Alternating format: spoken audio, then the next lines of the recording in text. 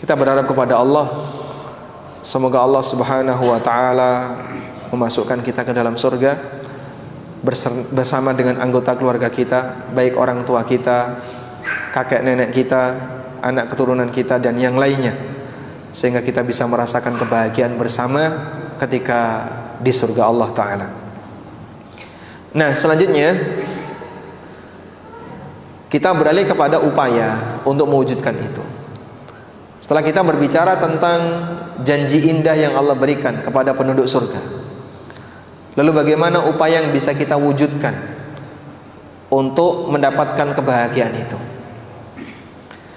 Yang pertama, kita butuh kerjasama menciptakan suasana surga dunia. Kita butuh kerjasama menciptakan suasana surga dunia. Baik, apa sih Pak yang dimaksud dengan surga dunia itu? Siapa manusia di dunia yang bisa merasakan surga dunia? Siapa manusia di dunia yang bisa merasakan surga dunia? Hah? Orang yang beriman. Jadi apa yang dimaksud dengan surga dunia? Gimana? Berkumpul dengan keluarga. Menciptakan surga dunia berarti menciptakan suasana selalu kumpul dengan keluarga. Yang dimaksud surga dunia, Syekhul Islam rahimahullah punya satu keterangan yang sangat ma'ruf berkaitan dengan surga dunia. Beliau pernah mengatakan, inna fid dunya la jannatan, sesungguhnya di dunia ini ada surga. Man lam yadkhulha lam yadkhul jannatal akhirah.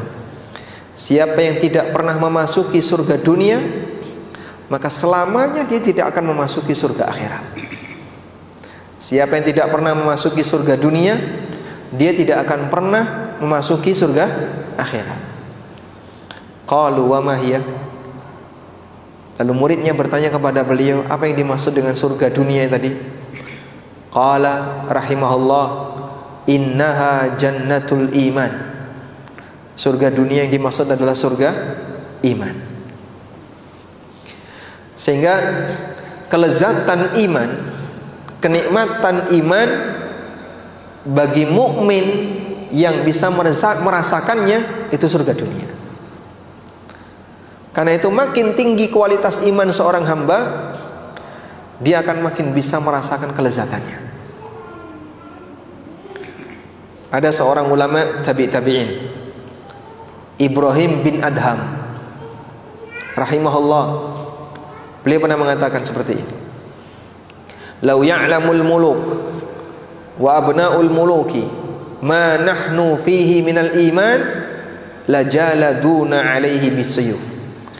Kalau para raja dan putra mahkota mereka tahu kenikmatan iman yang ada dalam hati kami, tentu mereka akan berusaha untuk merebutnya dengan senjatanya. Cuman yang kayak gini tidak bisa dirasakan oleh orang lain.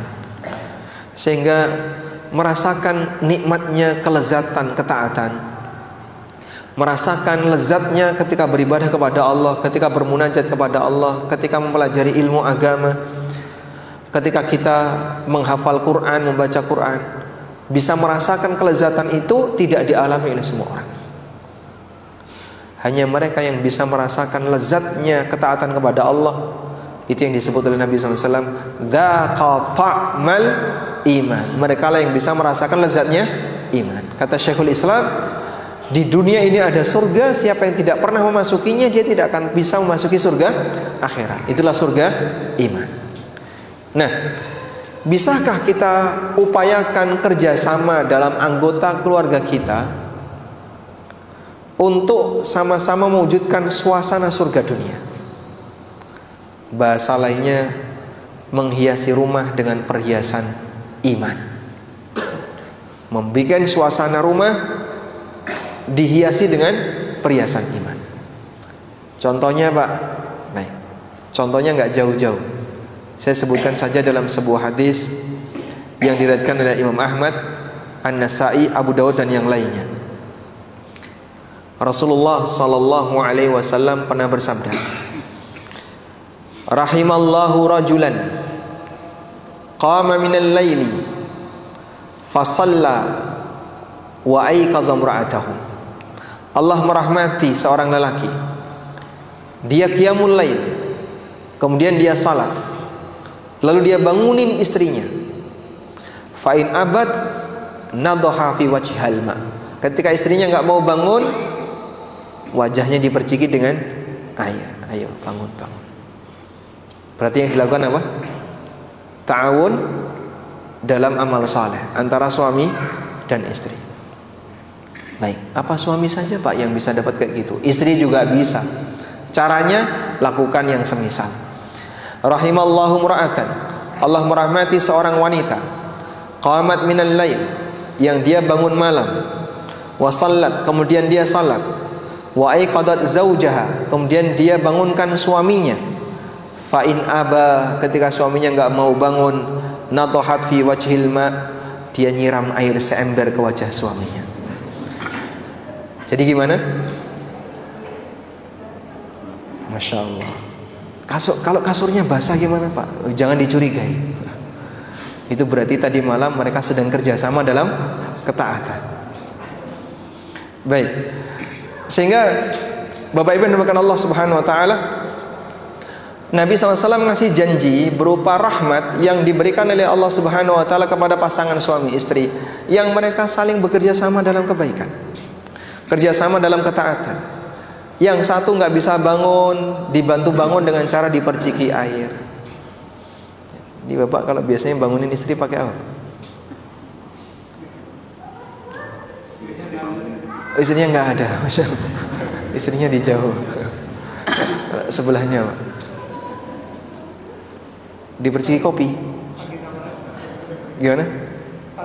Panggil nama, langsung berdiri Pak. Masya Allah. Baik. Dengan cara apapun yang penting Anda bisa kerjasama dalam kebaikan, dirahmati oleh Allah Subhanahu wa taala. Janji rahmat semacam ini terjadi karena dalam keluarga ini sama-sama membangun suasana iman dalam rumah tangganya. Nuansa iman dibangun dalam rumah tangga mereka. Nabi SAW memberikan rahmat bagi suami istri yang mereka bisa ta'awun alal birri wat taqwa. Lalu dimulai dari mana Pak yang kayak gini Pak? Ini hanya akan bisa terjadi ketika Anda memiliki pasangan yang bisa diajak menuju kebaikan. Sehingga walhamdulillah teman-teman yang mereka sudah paham tentang Islam yang baik, sebelum menikah tukar biodata. Dalam proses ta'aruf tadi mereka saling bercerita tentang visi misi hidupnya.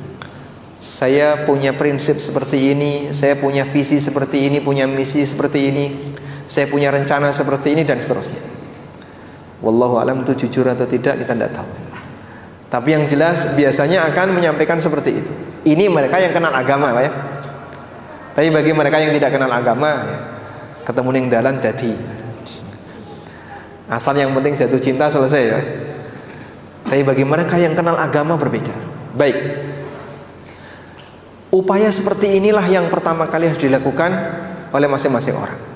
Sehingga yang laki-laki berusaha untuk mencari calon istri yang baik, sebagaimana yang perempuan berusaha untuk mencari calon suami yang baik. Sebuah riwayat yang masyhur ya, berkaitan dengan kasus seorang bapak yang mengadukan anaknya karena durhaka kepadanya. Bapak ini datang ke Amirul Mukminin Umar bin Khattab radhiyallahu anhu, gandeng anaknya dibawa ke Amirul Mukminin. Sampai di hadapan Amirul Mukminin Umar bin Khattab radhiyallahu anhu, bapak ini menyampaikan, tolong nasihati anak saya, dia durhaka sekali sama saya. Akhirnya Umar menasihati si anak itu, kamu harus berbakti kepada bapakmu, gak boleh durhaka sama bapakmu. Karena bisa jadi nasihat dari orang lain lebih mengena daripada nasihat dari bapaknya sendiri. Apalagi yang memberi nasihat seorang khalifah, Amirul Mukminin radhiyallahu anhu. Tapi tiba-tiba sang anak bertanya, wahai Amirul Mukminin, apakah anak punya hak yang harus ditunaikan oleh bapaknya? Jawab Umar, iya punya. Lalu apa saja haknya?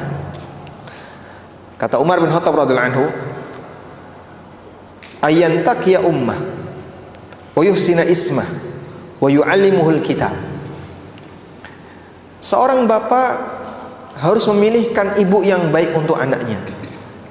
Ibu yang baik untuk anaknya maksudnya, ya kalau kau mau punya anak yang baik, carilah pasangan yang baik, jangan asal-asalan. Wa yuhsinu ismah, dan kasih nama yang baik, jangan asal nama. Wa yu'allimuhul kitab, dan mengajarkan Al-Quran kepadanya. Lalu si anak ini mengatakan, wahai Amirul Mukminin, ayahku tidak melakukan satu pun dari apa yang tadi Anda sampaikan. Memilihkan ibu yang baik, memberi nama yang baik, dan mengajarkan Al-Quran. Ayahku tidak satu pun yang dilakukan. Ibuku seorang wanita zinjiyah. Wanita zinjiyah itu wanita berkulit hitam. Lil majusi, yang dimiliki oleh orang majusi. Jadi ibuku dulu budak yang kurang berpendidikan, tapi dinikahi oleh bapakku. Dan dia memberi nama kepadaku Ja'lan. Ja'lan itu artinya jangkrik. Anaknya dikasih nama jangkrik. Wala yu'allimuni harfan minal kitab, dan dia tidak mengajariku satu huruf pun dari Al-Quran. Akhirnya Umar bin Khattab radhiyallahu anhu emosi. Beliau menatap ke arah wajah bapaknya dan beliau mengatakan, ajita ilayya tashku uquqa ibnik. Apakah kau datang ke sini untuk mengadukan durhakanya anakmu kepadamu? Waqad aqaqtahu qabla ayyuqaha. Padahal engkau telah durhaka kepada anakmu sebelum dia durhaka kepadamu. Wa asa'ta ilaihi qabla ayyusi'a ilaika. Dan kau telah berbuat buruk kepada anakmu sebelum dia berbuat buruk kepadamu. Sehingga Umar menganggap normal saja anakmu kalau durhaka sama kamu. Kamu orangnya kayak gitu.